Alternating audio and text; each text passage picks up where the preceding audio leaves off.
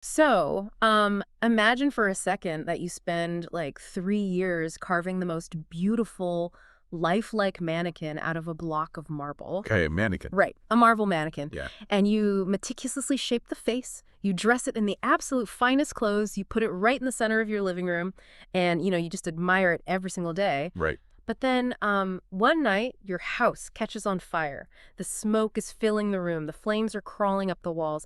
And you look at this magnificent statue, and you just start screaming at it to save you. Oh, wow. Yeah, you literally beg it to reach out, to do something, to pull you from the fire. I mean, that is a genuinely terrifying but also kind of absurd image. Mm? Because, no matter how beautiful that object is, it is fundamentally lifeless. It's Yeah. just cold stone. It sounds completely insane, right? Right.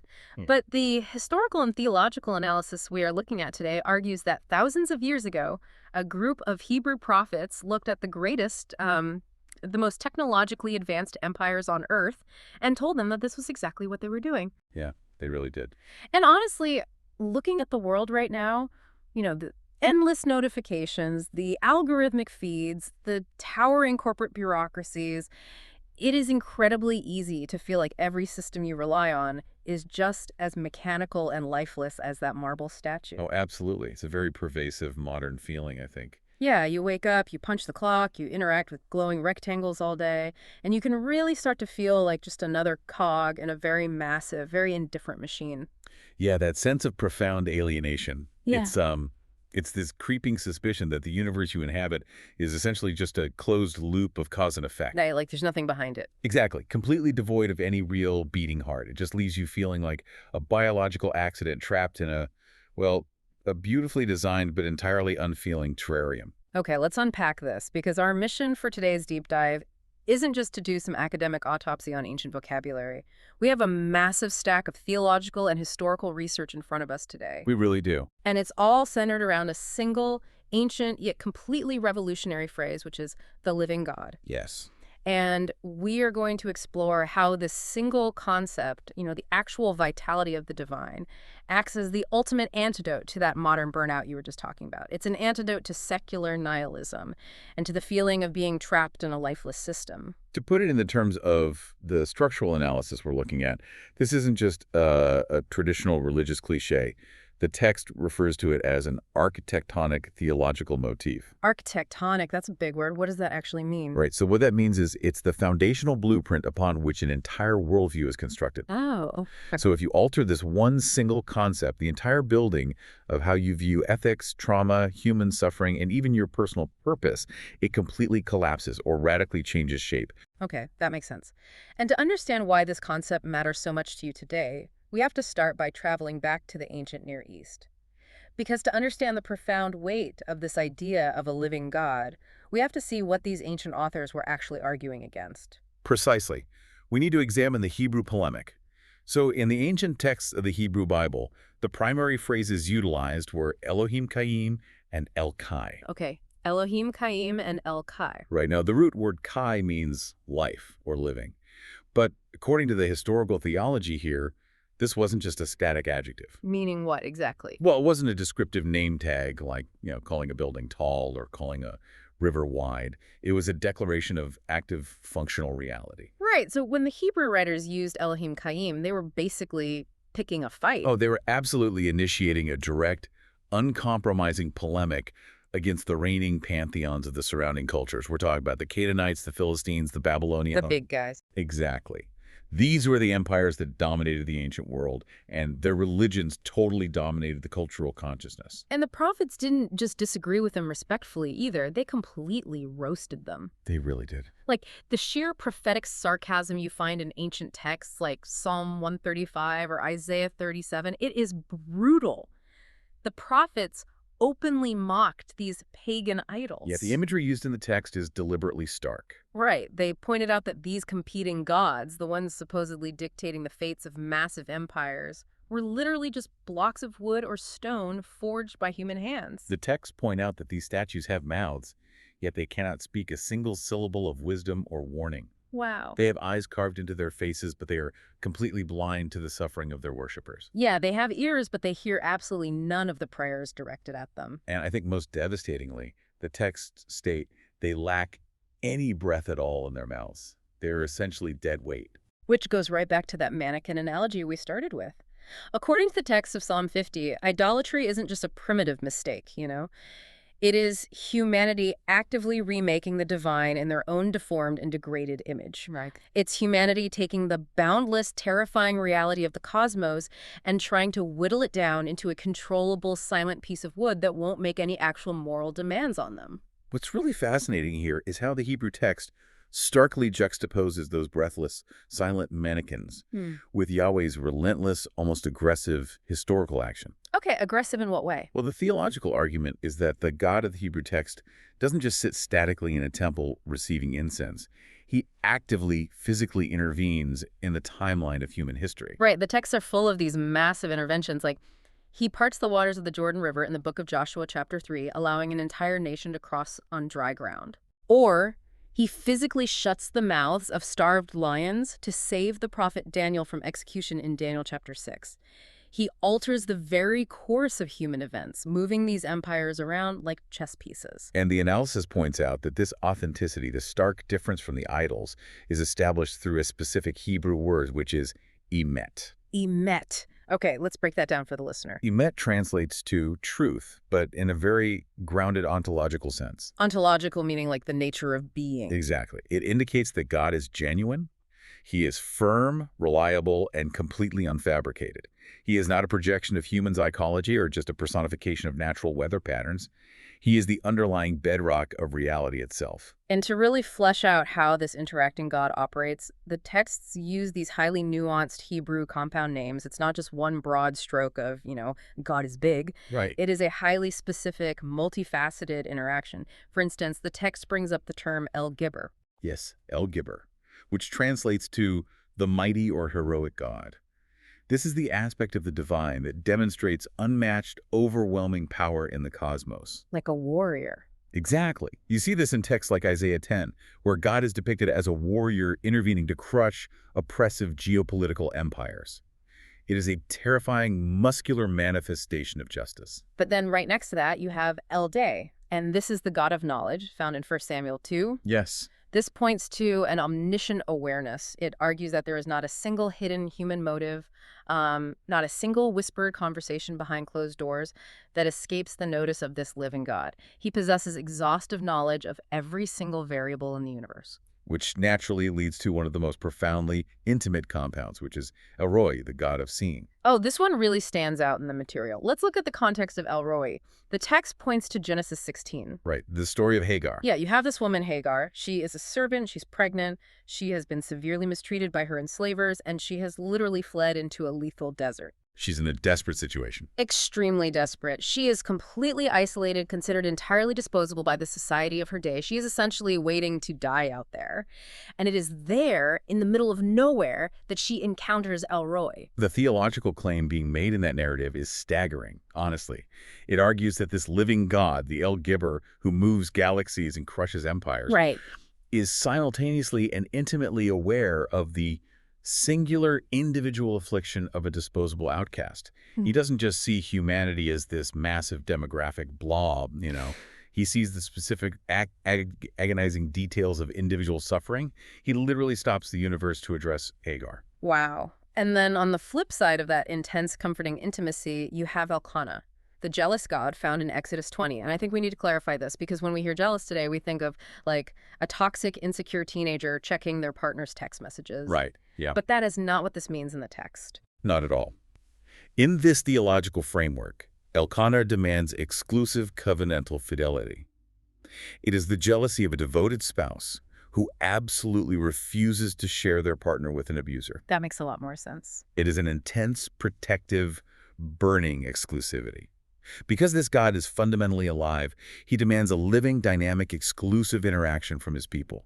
He refuses to be treated as just one option among a buffet of ancient deities. And there is a specific, ultimate proof of this vitality highlighted in the texts. It's a divine oath used prominently by the prophet Ezekiel. The phrase is Kayani. Kayani, which translates directly to "as I live." As I live. Yes, and this is a crucial self-declaration. Think about what is happening structurally here.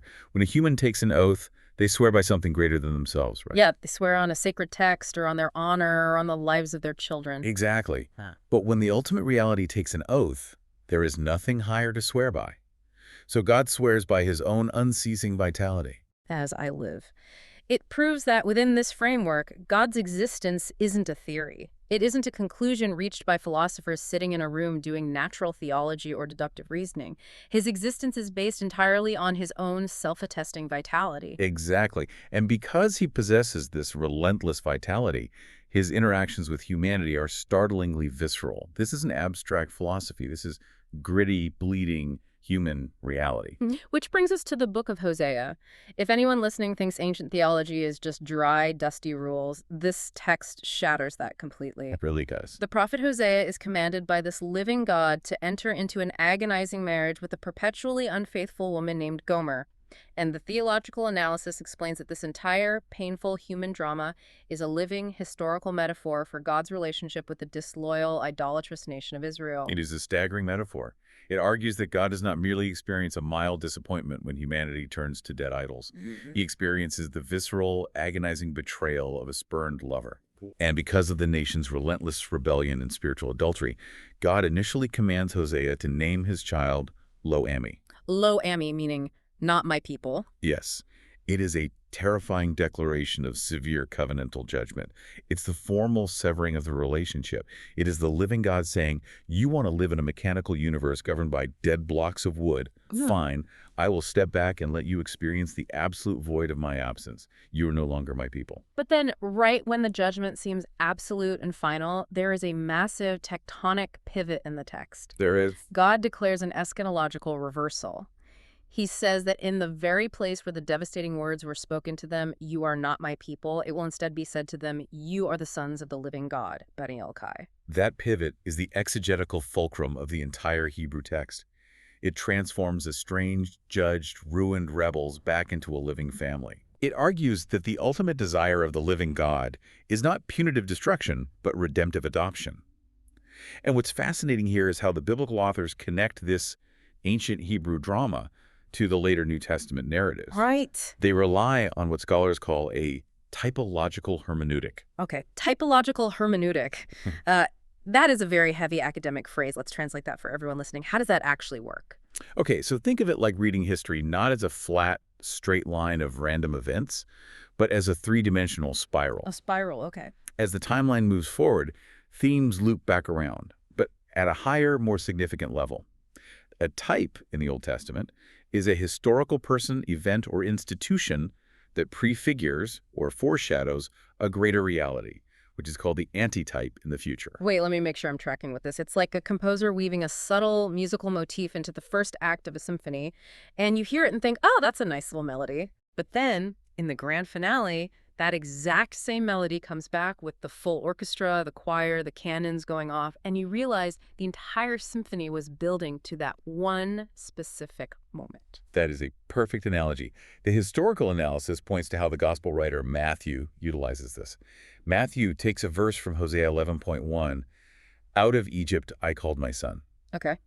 Originally, in the historical context of Hosea, that verse was referring backward to the Exodus, when God pulled the physical nation of Israel out of slavery in Egypt. Right. But Matthew applies that exact verse directly to Jesus Christ coming out of Egypt as a child. So Matthew isn't just randomly ripping a verse out of context and pasting it onto Jesus to make him look cool. No, not a what. He is making a massive theological claim. He is saying that the entire history of Israel was a rehearsal. Exactly, a rehearsal. That the living God was actively orchestrating hundreds of years of history so that when the true Israel Jesus Christ arrives, the patterns align perfectly. It establishes a completely new, ultimate exodus, rescuing humanity, not from physical slavery in Egypt, but from the spiritual slavery of death itself. Precisely. The text emphasizes that Old Testament prophets, figures like Micah, spoke with unhesitating certainty, precisely because they were gripped by this typological reality. Yeah. They were essentially writing history in advance. They had vividly encountered this living God and prophetic visions, and they knew that the historical events they were living through were pregnant with future cosmic significance. They knew they were serving a future generation. Okay, so the Hebrew text firmly established that God is actively intervening in history. He's parting waters, he's shaping empires, he's demanding fidelity. But if we stop there, a massive question remains. Well, even if God is moving empires, humanity is still physically dying. We are still trapped in mortal bodies. So how does this living God actually solve the core problem of human mortality? Does the text offer a mechanism for that? That is exactly the question that drives the transition into the Greek New Testament. Yeah. Here, we see a profound metamorphosis of the concept. It shifts from being primarily a theological descriptor of divine supremacy, the God who is bigger and more active than the wooden idols, Right. into an actual boots-on-the-ground rescue mission for the human soul. Right. The Greek translation of the phrase is theos zon, the living God. The historical texts point to the Apostle Paul in the book of Acts, chapter 14. Yes. He is standing in front of the Lycaonians, and he urgently admonishes them to turn away from their worthless things, their empty, mechanical, pagan rituals, and turn directly to the theos zon. But to truly grasp the mechanism of how this rescue mission works, we have to look at how the Greek language breaks down the very concept of life. It is infinitely more precise than our clunky English word. It is remarkably precise. The Greek text rigorously differentiates between three distinct specific terms for life. Understanding these three words is the key to unlocking the entire New Testament framework. The first word is bios. Okay, stop me if I'm wrong here. Bios, this is the root of biology. So this is basically my Apple Watch tracking my heart rate. It's my biological machinery. It is the life of the physical body. Exactly. It is biological duration. It is earthly existence, which is entirely subject to decay. It operates on the ticking clock of chronological time, what the Greeks called chronos to biou. Right. Every breath you take is one less breath you have left. Bios is fundamentally finite, corruptible, and ultimately destined for biological death. Right, so bios is the hardware. What is the second word? The second word is psyche. This refers to the life of the human soul. It is the psychological composite of your mind, your emotions, your personality, your will. It is the root of our modern word psychology. So the psyche is the stuff I would go talk to a therapist about. It's my identity, my anxieties, my memories. Correct. The theological framework notes that the psyche is the animating principle of humanity. It is the seat of the self. And crucially, it can be deeply distressed, it can be corrupted by trauma and fin, it can be lost, or, according to the text, it can be saved. But even the psyche on its own does not possess eternal vitality. No, it doesn't. Which brings us to the third word. Where does this third category fit in? The third and absolutely most critical term is Zoe. According to the biblical text, Zoe is the uncreated, incorruptible, absolute divine vitality. Wow. It is life that is uniquely and exclusively possessed by God. It has no beginning, it has no end, it is not subject to time, and it has zero capacity for decay. It is the ultimate, indestructible theological reality. Okay, so let me synthesize this for the listener. The theological argument is that humanity, completely apart from God, only naturally possesses bios, the decaying body, and sucha, the fragile mind. Yes. And both of those, according to this biblical framework, are marred by alienation from the Creator, infected by sin, and ultimately hurtling toward death. That is the human predicament defined by the text. So when Jesus stands up in the Gospel of John, chapter 10, verse 10, and declares, "I have come that they may have life and have it abundantly," the word he uses in the original Greek is Zoe. He does not use bios. He does not use psyche. That linguistic choice changes everything. It really does, because he is not just offering a moral upgrade. He isn't acting as a life coach, offering a self-help seminar to make your bios a little more comfortable or your psyche a little more balanced. He is offering what the theological analysis calls an ontological infusion. That distinction is paramount. Ontological means it pertains to the very nature of being itself. It is a fundamental alteration of what a human is. Right.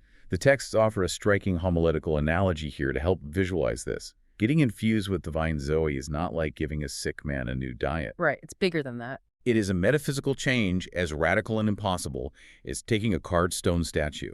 And suddenly it takes a breath, the cold granite turns into warm flesh, blood starts pumping through veins that didn't exist a second ago, and it comes to life as a real, conscious human being.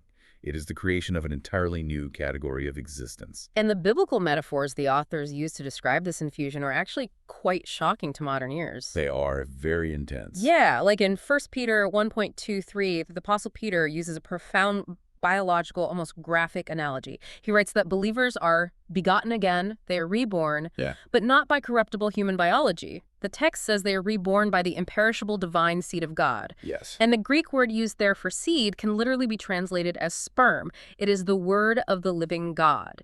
Peter is describing a literal spiritual DNA transfer from a divine source. It highlights the absolute intimacy and the profound reality of the transformation. It is not an adoption on paper.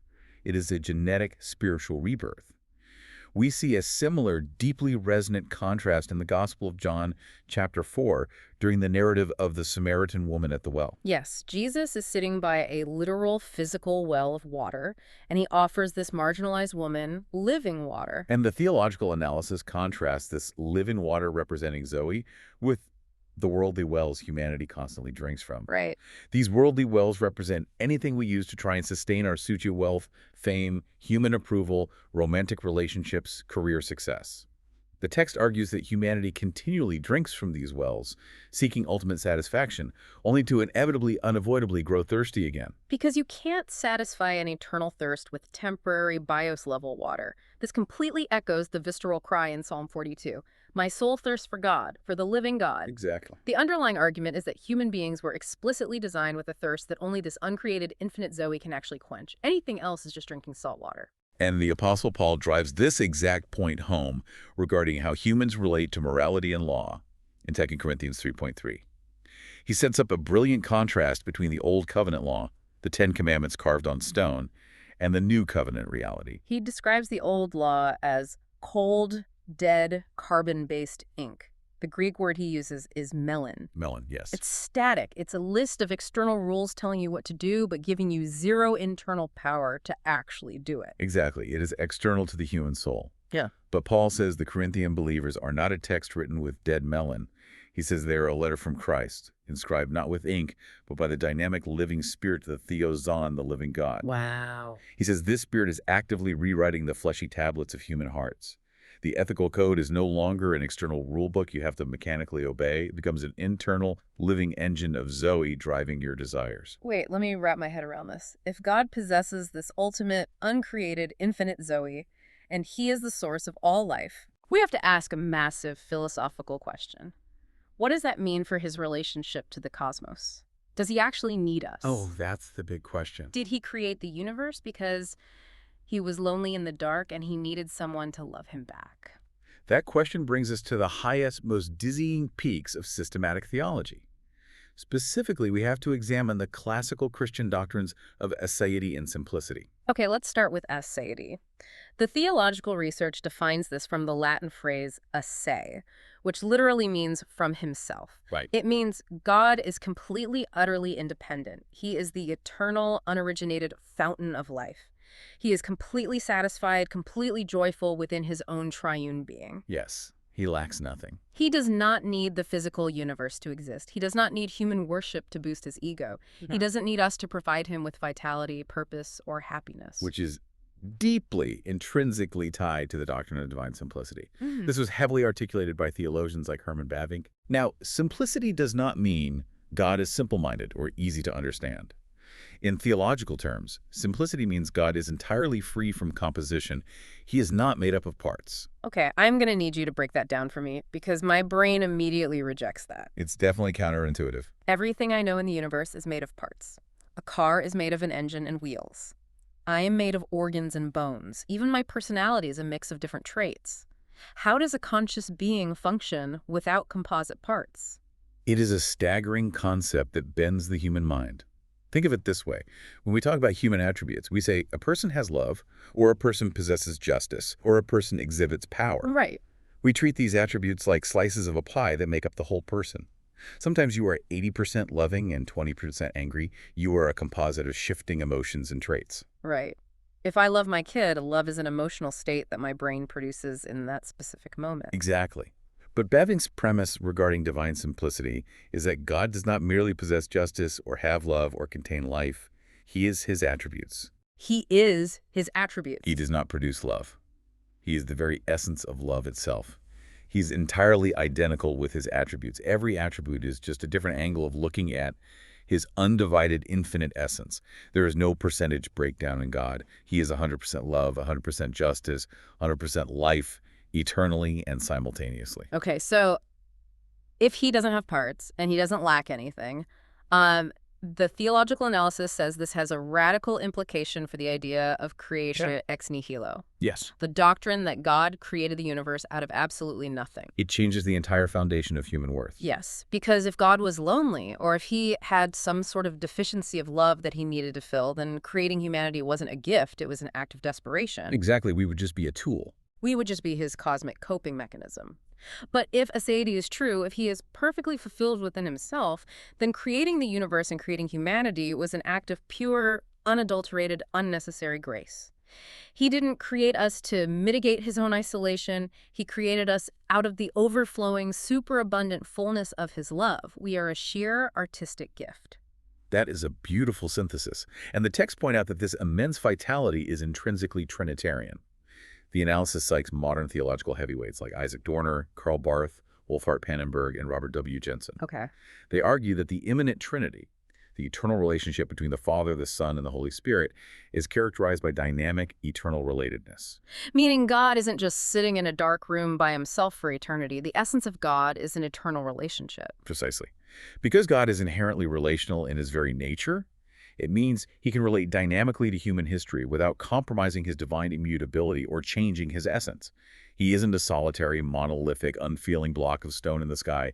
He's an eternal dance of life. Here's where it gets really interesting, because this massive theological structure completely shatters a very popular modern assumption. It really does. The historical analysis points out that a lot of modern thought, even among people who believe in a higher power, defaults to deism. Deism being the concept of a distant watchmaker god. Right. The idea that a creator wound up the intricate clockwork of the universe, set the physical laws in motion, stepped back, and is now happily isolated in heaven, refusing to actively intervene in the machinery. Right. But if we push back on that, if we accept the deist premise, if God is just a distant watchmaker, how does that fundamentally change how we view human suffering and purpose? It changes everything. If he's distant, then the universe is just a closed system of natural blind causes. If you get cancer or if a tsunami wipes out a city, it's just the gears of the clock grinding you up.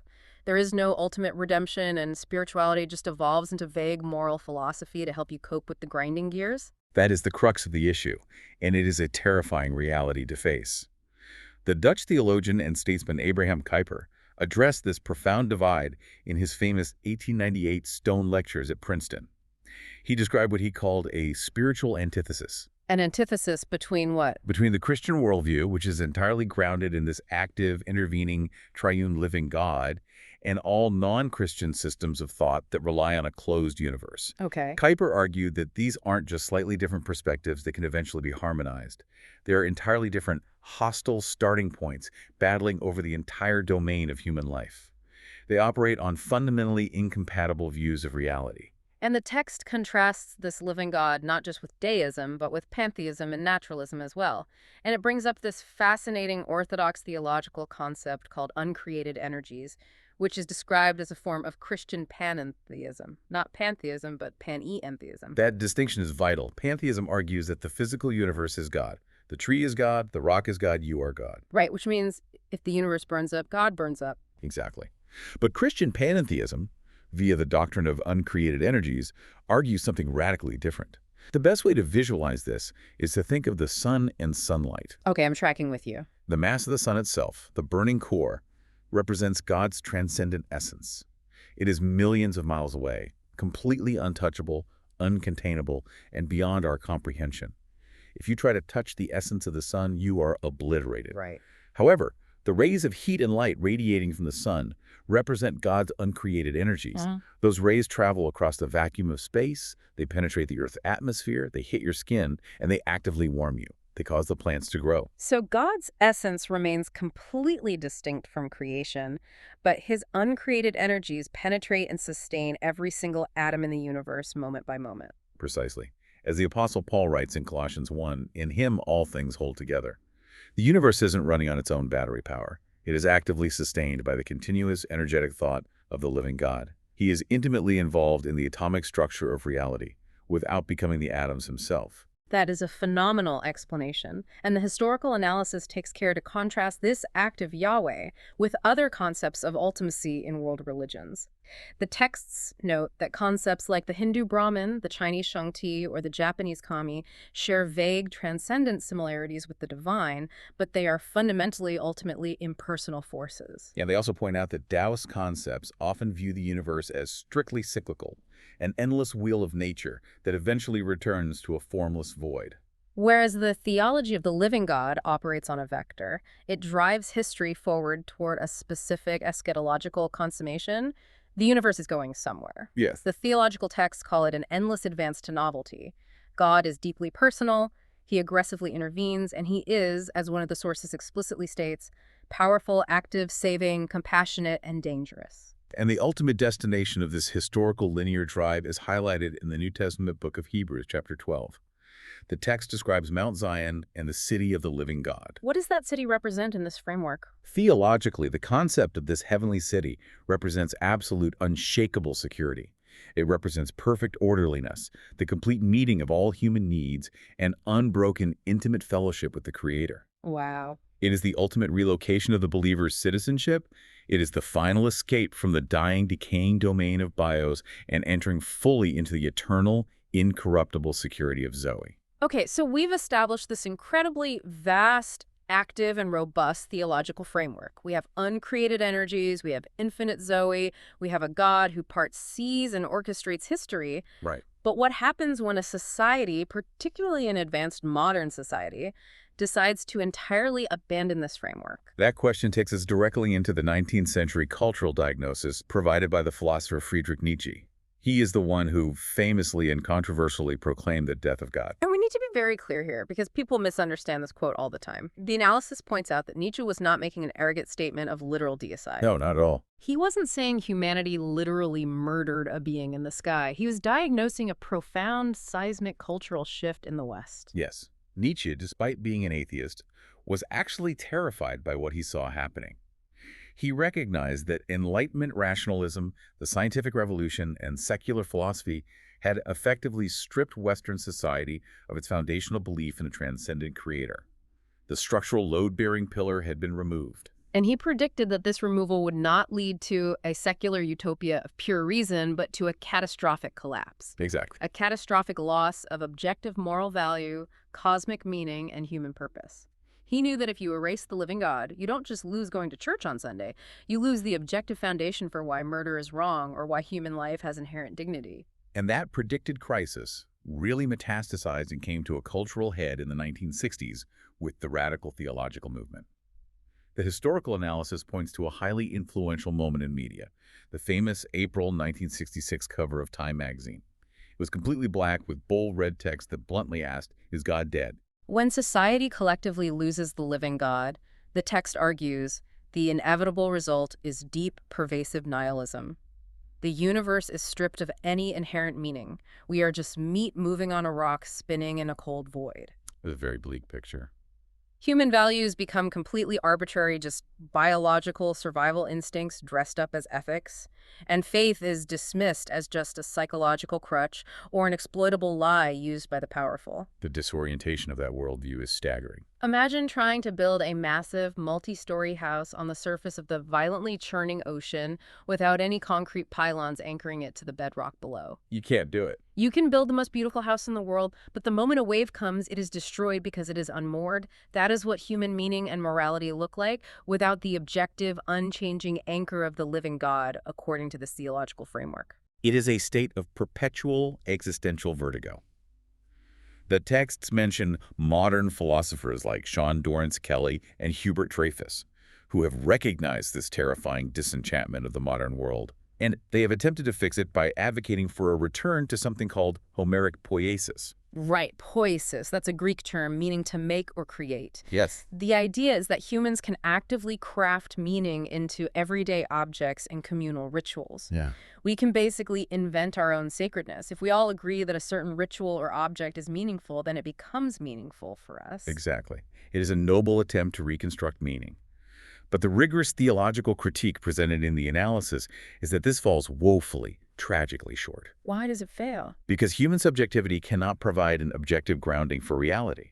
If we invent the meaning, we know deep down that it's just a game of pretend. Yeah. And if we invent the rules of the game, we can change the rules whenever it suits us. It lacks the transcendent authority necessary to bind human conscience or provide hope in the face of actual tragedy. It's like playing a board game where everyone is allowed to change the rules on every single turn. Eventually, the game means absolutely nothing. Precisely. The solution proposed by the theological sources is not a return to human-crafted meaning, but a return to a robust theology of the theoson. They argue this creates a new theological humanism. A new theological humanism, meaning human life is elevated and dignified not because of our own greatness, but because we are made in the image of this infinite creator. Yes. This framework asserts that truth, beauty, and goodness are not arbitrary evolutionary byproducts. They are anchored objectively in the eternal nature of God himself. It is a brilliant middle ground. It avoids the anti-intellectualism of extreme religious fundamentalism on one hand, and it completely rejects the despair and nihilism of secular humanism on the other. It provides the bedrock pylons for that house on the ocean. Okay, so we've covered the history, the Greek philosophy, the systematic theology, but theology isn't just for dusty textbooks in a seminary library. No, it has to be lived. If it is real, it has to fundamentally alter Monday morning.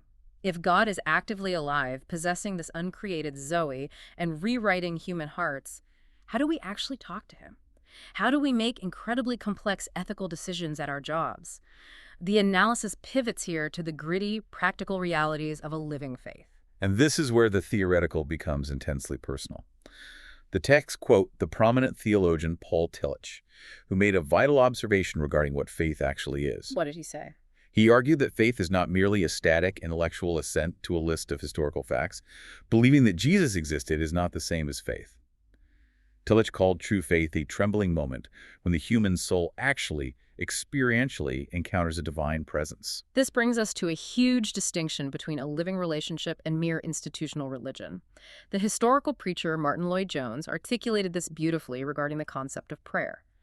He drew a sharp line between true prayer and what he called merely gabbling mindlessly through a liturgy. What was his specific distinction? He said that true prayer is speaking calmly, intimately, and confidently to a real person in times of need. It's a dialogue. Gabbling through a liturgy is just reciting words into the air to fulfill a religious obligation, hoping the universe gives you good karma. Right. True prayer recognizes that you are not just crying out into an empty void to hear the echo of your own voice. You are directly addressing the living God who is actively listening and capable of responding. And there's an incredible historical example provided in the analysis to illustrate this exact posture. It comes from a commentary by C.H. Mackintosh, looking at the life of King Jehoshaphat in the Old Testament book of 2 Chronicles, chapter 20. Oh, this is a wild story. Jehoshaphat is the king of Judah, and he receives word that a massive, insurmountable coalition of enemy armies is marching directly toward Jerusalem to annihilate them. He's vastly outnumbered. Destruction is imminent. In a purely secular, bios-driven worldview, the only logical response is frantic military maneuvering, panic, or immediate surrender. Right. But Jehoshaphat does something entirely counterintuitive. He gathers the nation, and instead of relying on human military tactics, he publicly acknowledges his total absolute helplessness before the living God. His prayer in the text is staggering. He stands up and says, "We have no might against this great company that cometh against us, neither know we what to do, but our eyes are upon thee." Yes. Mackintosh points out that this posture of total dependence forces the believer to be absolutely shut up to God. All escape routes are burned.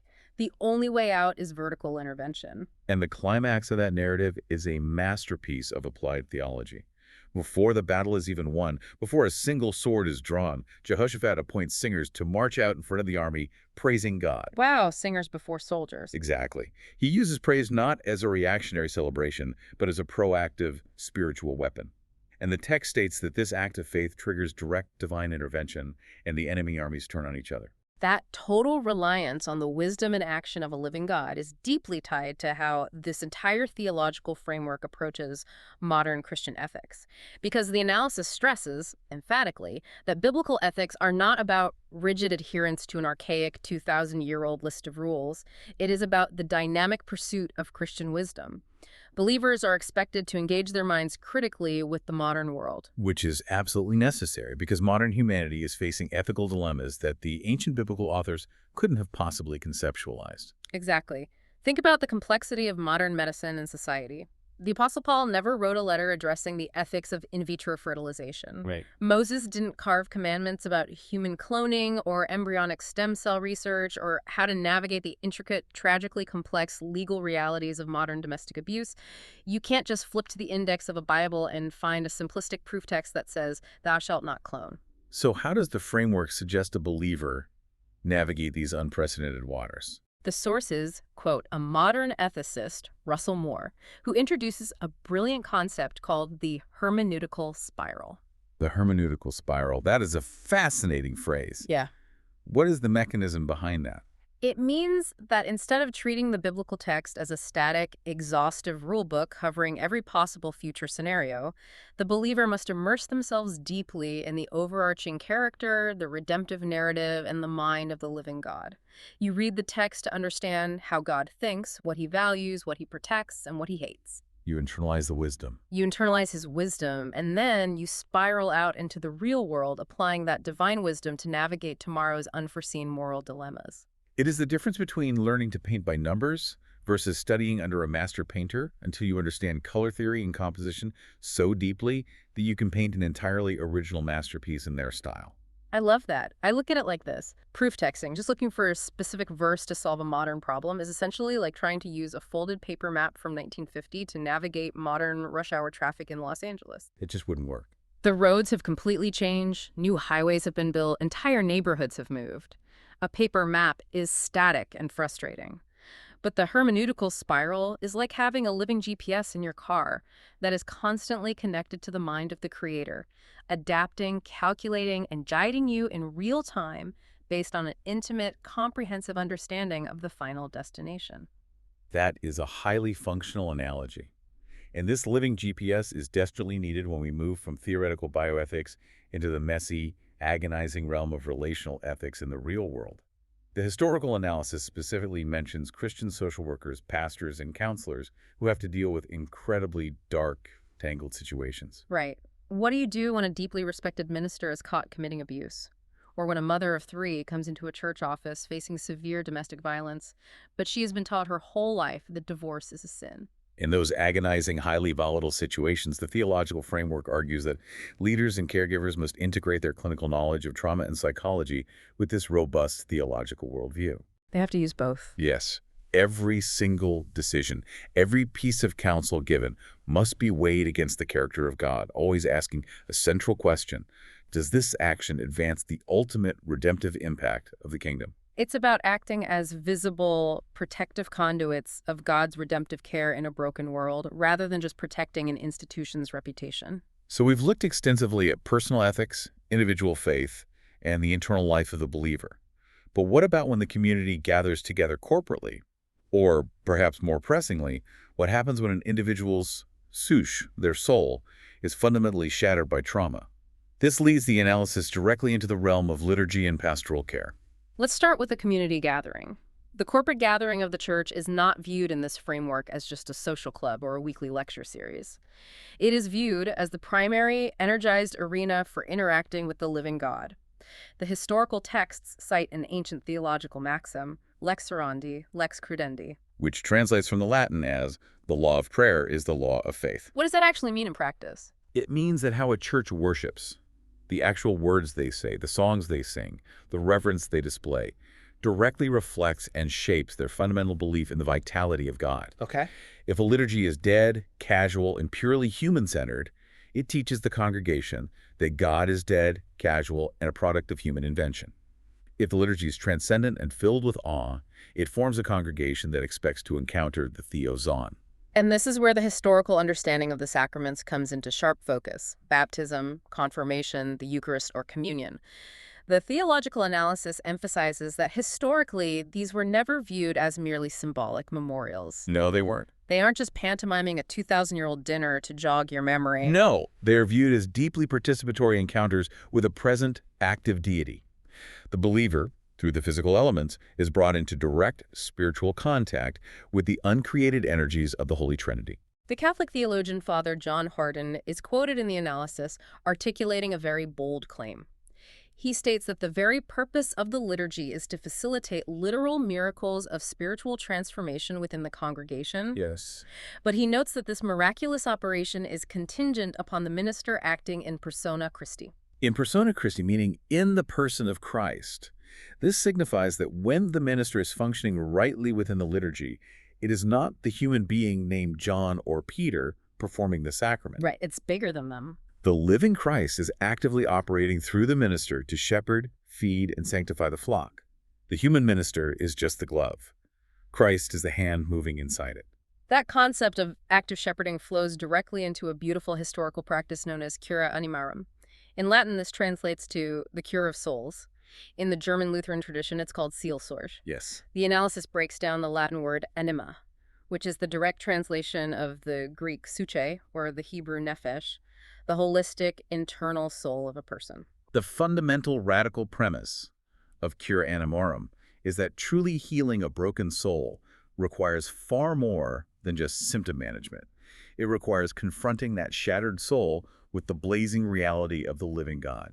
And this incarnational model of care has deep, deep biblical roots.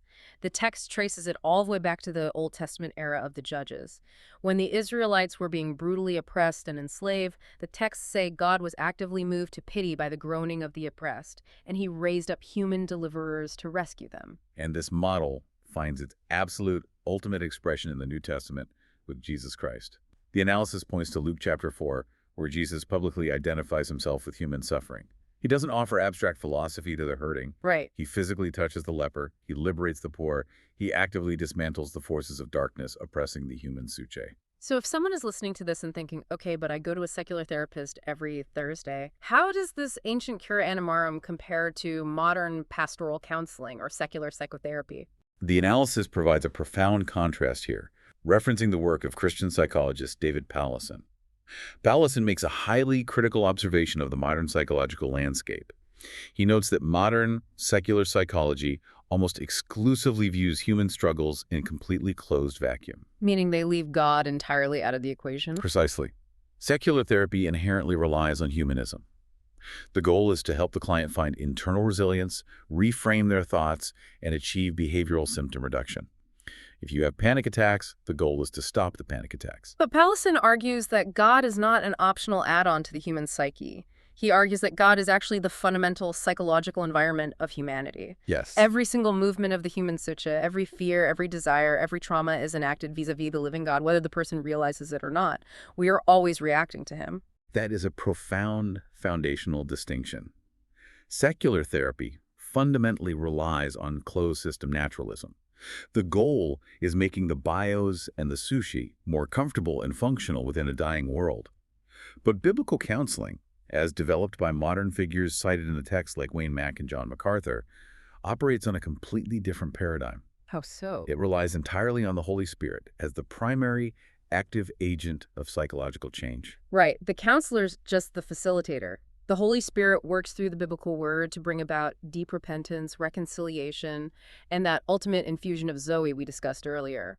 The goal isn't just to stop the panic attacks. The goal is eternal transformation. And a massive part of that transformative process in biblical counseling is confronting what the theological texts call idols of the heart. This is where it gets incredibly challenging. The counselors in this framework recognize that human dysfunction, anxiety, and depression often arise when people place their ultimate trust or root their core identity in created things instead of the creator. We go back to worshiping the wooden statues, but modern versions of them. And the analysis provides a very sharp, very challenging example of a socially acceptable idol. They discuss cases of severe domestic abuse. Often, in deeply religious circles, preserving the institution of marriage is viewed as the highest good. But the text argues that prioritizing the preservation of a human marriage over a person's physical safety and their submission to God's demand for justice is actually a form of idolatry. Yes, exactly. When preserving a human relationship supersedes obedience to God, that relationship has literally become a false god. It is a wooden statue demanding sacrifices. And the framework insists that true psychological and spiritual healing only comes through recognizing and repenting of those functional idolatries. However, the texts also issue a severe warning regarding how this is handled. When dealing with deep affliction or trauma situations which inherently shatter a person's sense of safety and trust, the pastoral counselor cannot just be a cold theologian throwing Bible verses at a weak person. The counselor must physically, emotionally embody the compassion, the patience, and the gentleness of God. The analysis uses a very specific modern example here. They look at Cornerstone Church and how they address the complex issue of same-sex attraction, or SSA.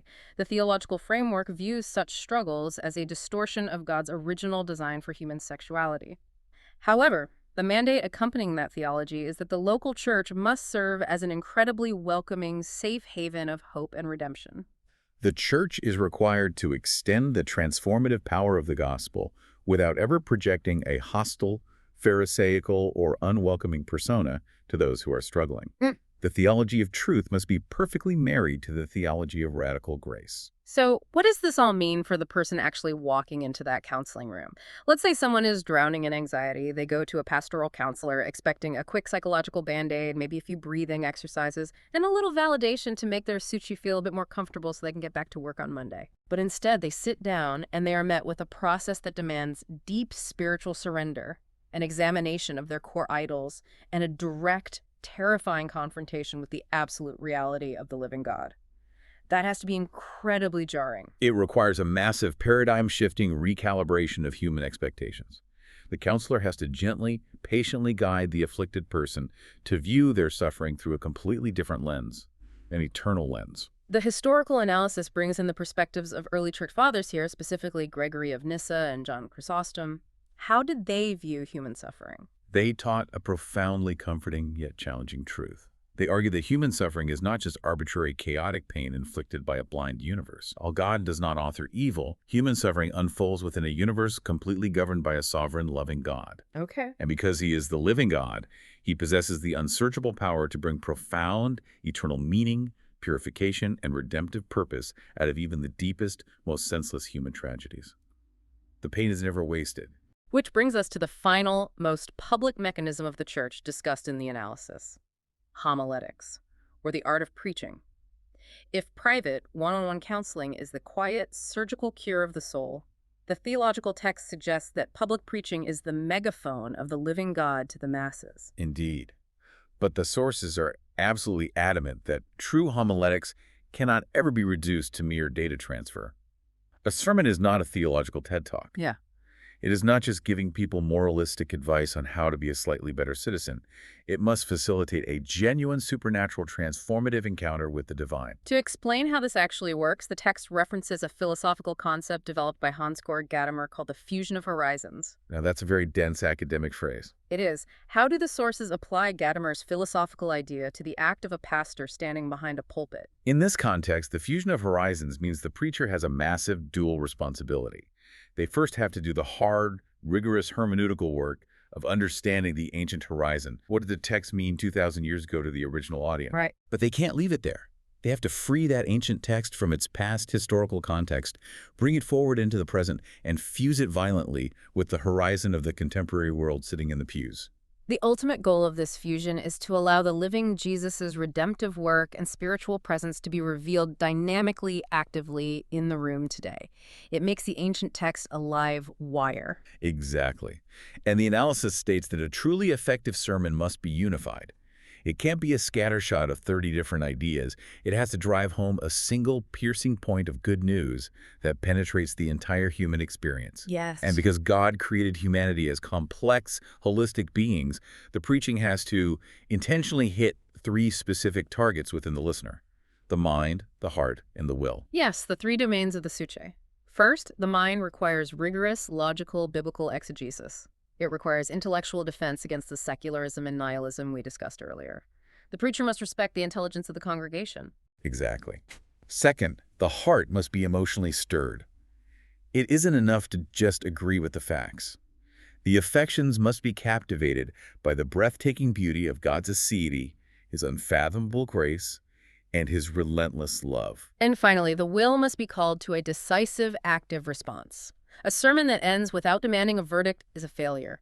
The preacher must urge the congregation to actively repent of their modern idols and step into concrete, Monday morning obedience to the living God. The historical texts warn heavily. almost desperately, against something called dead orthodoxy. They say a theological student could go to seminary, completely master the academic history of theology, learn Greek and Hebrew flawlessly, and write brilliant papers. Right.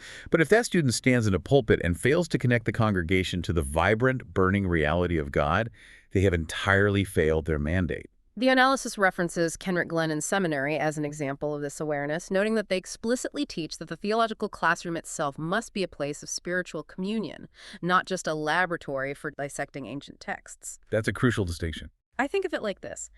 Bad preaching dead orthodoxy is like a man standing in front of a freezing crowd in the dead of winter and reading them the meticulously researched Wikipedia page about the chemical combustion properties of a blazing fire. They'll freeze. Right, they learn the facts, but they freeze to death.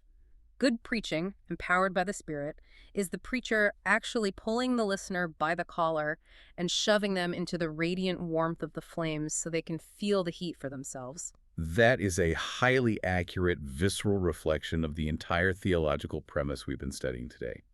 This authentic experiential encounter with the divine is presented in the research as the only true metric of vitality for church leaders who are currently facing massive institutional decline in the West. It completely supersedes having a multi-million-dollar building, perfect programming, smoke machines, or flawless organizational management.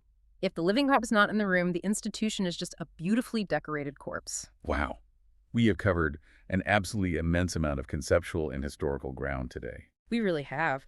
We started in the dust of the ancient Near East, looking at the Hebrew prophets violently mocking the lifeless, breathless wooden statues of massive pagan empires. We trace that relentless divine action into the Greek translation of the New Testament, breaking down how God doesn't just offer an improved biological bios or a balanced psyche, but literally infuses humanity with his own uncreated, incorruptible, eternal Zoe. We scaled the dizzying heights of systematic theology, examining the mind-bending reality of God's absolute aseity and simplicity. We saw how those profound doctrines utterly demolish the depressing, distant watchmaker of deism and provide the only logical defense against the despair of modern nihilism. And we brought all of that soaring theology all the way down to the gritty trenches of modern life. We explored how this framework demands a living conversational faith, how it shapes incredibly complex relational ethics through the hermeneutical spiral, and how it completely redefines the goals of trauma counseling and the awesome responsibility of public preaching. The overarching, undeniable truth echoing through all of these sources is profound. The universe you live in is not a blind, mechanical, indifferent void. It is permeated, sustained, and driven by a compassionate, intervening, and consuming fire. It is an architectonic framework that challenges and completely reconstructs every single facet of how a human being perceives reality, handles their pain, and interacts with the divine. And that brings us to the end of our deep dive today. But, as always, we want to leave you with one final, lingering thought based on everything we've just unpacked. A question for you to carry into your week. If this theological framework is true, if this living God is constantly active, possessing absolute, uncreated Zoe, and intimately longing to rewrite human hearts, what dead idol in your own modern life, perhaps your career ambitions, the approval you seek on your smartphone, or the mechanical comfort of your daily routine, is currently masquerading as your ultimate source of life? And what would happen to your soul if you finally found the courage to let it go?